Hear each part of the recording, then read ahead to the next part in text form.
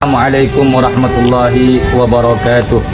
Di dalam kitab Syarah Ainiyah karangan Al-Habib Ahmad bin Zain Al-Habsyi, ada satu makalah dari seorang ulama besar namanya Syekh Fadl bin Abdullah bin Fadl. Beliau mengatakan, man lam yuhsini dhanna bi ali abi alawi ma fihi khair. Barang siapa yang tidak memiliki prasangkaan yang baik kepada keluarga Ba'alawi, maka tidak ada kebaikan baginya. Hal ini keluar karena kecintaan beliau kepada Nabi Muhammad dan kepada keluarganya. Maka barang siapa yang mengaku cinta kepada Nabi tetapi benci kepada keluarganya, masuk dalam kategori yang disebutkan di dalam kitab Al-Qirtas karangan Al-Habib Ali bin Hasan Al-Attas. Man idda'a mahabbatallah wa mahabbata Rasulillahi wa huwa yubghidu ahlal bait, famathaluhu kamathali man yaqulu inni uhibbuka ya fulan walakin ubghidu iyalak. Barang siapa yang mengaku cinta kepada Allah dan Rasulnya tetapi dia benci kepada keluarga nabinya, maka ucapannya seperti ucapan orang yang mengatakan, sesungguhnya aku cinta kepadamu tetapi aku benci kepada keluargamu. Maka cinta itu adalah cinta yang palsu, karena orang yang cinta pasti akan mencintai apa yang dicintai oleh kekasihnya. Siapa yang mengaku cinta kepada Nabi, maka dia berhak dan wajib mencintai keluarga. Indonesia sejak dulu kala tetap dipuja-puja bangsa. Ada banyak orang, khususnya Habib, yang mengira, yang menyangka ketika ada orang lain yang mengkritik Habib itu membenci Habibnya, membenci keluarga Nabi, membenci ahlul bait Nabi. Selalu kemudian dijawab itu, para pembenci cucu Nabi. Enggak seperti itu caranya, bos. Karena dalil itu yang selalu mereka kemudian dengungkan. Ya, ada salah satu Habib Rehan juga yang malah terkesan memang ini harus hormati saya nih, ini harus cintai saya nih. Kalau Anda tidak hormat kepada saya, kalau Anda tidak cinta kepada saya, maka siap-siap akan mendapatkan hukuman dari Allah. Kan seolah-olah kayak gitu. Ini coba kita cek, dan nanti ada ujangan dari Kiai Sepuh dalam urusan nasab ini ya. Kita harus menghormati orang yang punya nasab mulia itu karena apa? Ucapan dari Habib lagi gitu loh. Malah seolah menakut-nakuti orang yang kalau hati-hati Anda kalau tidak cinta kepada saya, kalau tidak cinta kepada kami, kalau tidak hormat kepada kami, kan malah kesannya seperti itu. Coba kalau sikap-sikap habaib, bila ada orang yang mengkritik lalu sifatnya, lalu bahasanya seperti Habib Husain Ba'akhil, saya yakin orang itu bakal sangat menghormati, lebih-lebih, bukan menjadi hilang marwahnya, hilang kemudian duriyahnya, tidak dihormati, bukan. Ketika ada orang yang mengkritik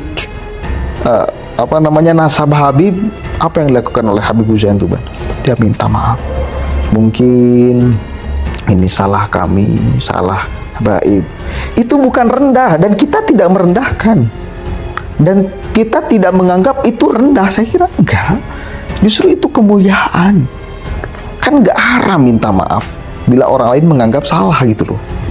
Kan ada beberapa Habib juga yang mengatakan punya hak kita sebagai masyarakat menanyakan nasabnya benar atau tidak.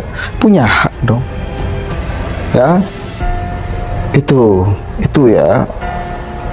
Ketika dijawabnya seperti Habib Rehan, malah menjawab dengan kayak gitu, ini kesannya hormati saya dong, cintai saya dong. Ini saya Habib loh. Hati-hati kalau Anda tidak menghormati saya, tidak mencintai saya, maka kan seolah-olah kayak gitu. Ada banyak orang, khususnya Habib, yang mengira, yang menyangka ketika ada orang lain yang mengkritik Habib, itu membenci Habib, membenci keluarga Nabi, membenci ahlul bait Nabi. Selalu kemudian dijawab itu para pembenci cucu Nabi, nggak seperti itu caranya. Karena dalil itu yang selalu mereka kemudian dengungkan. Jangan ragukanlah, saya kira semua umat Islam itu mencintai habaib, mencintai seluruh keturunan baginda Nabi. Jangan ragukan urusan darahnya, urusan keturunannya. Tapi kalau ada orang Islam yang mengkritik Habib atau cucu Nabi, itu bukan karena orangnya, tetapi karena karakternya, karena sifatnya itu dong. Jangan kemudian Anda seret bila ada orang yang mengkritik Habib lalu Anda katakan sebagai ini benci nih cucu Nabi, ini apa-apaan, nggak fair. Saya kira nggak seperti itu. Nih kita cek apa yang diucapkan oleh ulama sepuh. Kita harus menghormati orang itu karena apanya? Apakah karena nasabnya atau bagaimana? Dan kedudukan kita sebagai orang Islam yang bukan turunan Nabi, apakah beda dengan mereka atau sama? Ya kita cek nih. Ini penting sekali wawasan untuk kita. Membangga-banggakan nasabnya, yang kemudian dia mengadu nasib dengan menjual nasab. Ini orang selalu membanggakan nasabnya, tapi dengan nasab itu bisa saja dia berharap dengan dibanggakannya nasabnya, kemudian nasibnya menjadi berubah. Orang-orang penjual nasab ini sebenarnya adalah orang-orang yang miskin narasi ketakwaan. Sebab orang yang menjual nasab dan mengadu nasib dengan nasabnya, sebenarnya dia tidak punya kebanggaan kecuali dengan bernasab itu. Dan ini tentu saja sangat-sangat memalukan. Karena kalau kita lihat, Islam tidak mengajarkan agar kita berbangga dengan nasab. Bahkan Islam pun tidak mengajarkan kita untuk berbangga dengan ketakwaan kita. Allah berfirman misalnya, wala tuzakku anfusakum wa a'lamu biman ittaqu. Janganlah kau mengklaim bahwa kau adalah orang yang bersih, orang yang suci, orang yang tidak bernoda dan sebagainya. Wa a'lamu biman ittaqu, Allah ya'lam manil muttaqina min. Apalagi hanya berbangga dengan nasab. Nah, nasab ini akan menjadi berguna dan bermanfaat apabila dibarengi dengan ketakwaan. Ya, ada salah satu Habib Raihan juga yang malah terkesan memang ini harus dihormati. Saya nih harus dicintai. Saya nih, kalau Anda tidak hormat kepada saya, kalau Anda tidak cinta kepada saya, maka siap-siap akan mendapatkan hukuman dari Allah. Kan seolah-olah kayak gitu. Orang-orang bersandar pada nasab ini, saya ulangi, adalah orang-orang kehilangan narasi dan kehilangan semangat untuk membangun ketakwaan maksimal. Pemirsa Saimin dan Saimat, Qaimin dan Qaimat rahimakumullah. Nah, gejala dan fenomena seperti ini belakangan muncul sehingga menimbulkan kegaduhan di tengah-tengah masyarakat muslim pada saat itu. Ada yang mengaku Habib, kemudian dia merasa sangat beruntung karena bernasabkan silsilahnya kepada Rasulullah SAW. Itu alhamdulillah dzurriyyatur Rasul. Kita sangat menghormati mereka. Tapi mereka, orang-orang mengaku Habib, tatkala melakukan tindakan-tindakan tidak terhormat, maka kita juga tidak harus terhormat pada mereka, karena tindakan-tindakannya mencemari keindahan Islam, mencemari para leluhur, mencemari para kakek buyutnya, yang menjadikan nasab itu menjadi ternoda oleh tindakan-tindakannya yang sangat tidak bersesuaian, tidak chemistrik dengan apa yang dilakukan oleh para leluhurnya. Tidak sesuai dengan ajaran Nabi, ada kesombongan dalam dirinya, ada keangkuhan, ada kenyelenian yang kadang-kala bikin orang itu, saya mungkin terlalu kasar untuk menyatakan jijik ya, tapi yang jelas mual. Kadang ada orang-orang bertingkah tidak sewajarnya sebagaimana diajarkan Rasul, ada kepongahan, ada arogansi ya. Tapi bungkusnya adalah bungkus nasab dan menjual zuriatul Rasul. Bangga dengan disebut Habib misalnya, atau bangga mungkin disebut Gus, atau bangga disebut dengan anak kiai, yang semuanya sebenarnya menjadi kendala bagi dia untuk bertakwa secara maksimal kepada Allah Subhanahu wa taala.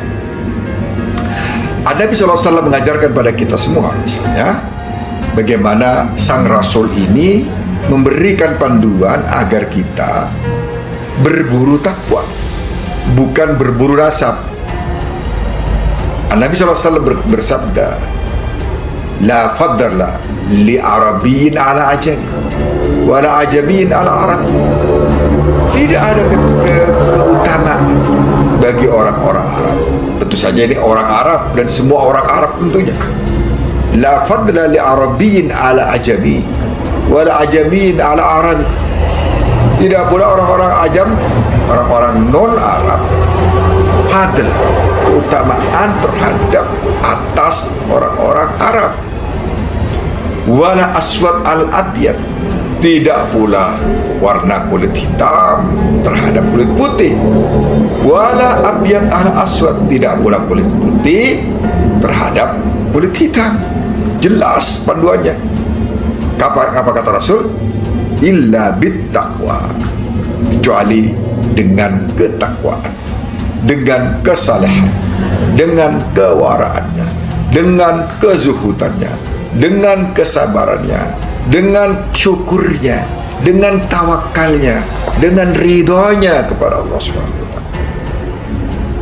Maka orang yang berbangga-bangga dengan nasab tapi amalnya amal abjad, itu malah dosanya dua ya, dosanya dua.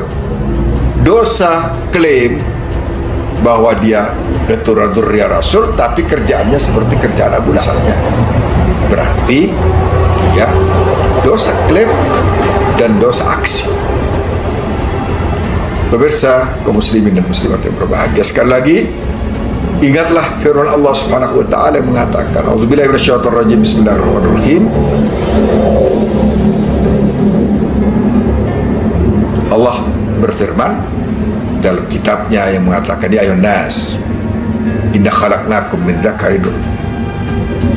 Wahai manusia, ketahuilah, sadarilah, mengertilah, ya ayuhan nas, seluruh manusia, ya ayuhan nas inna khalaqnakum,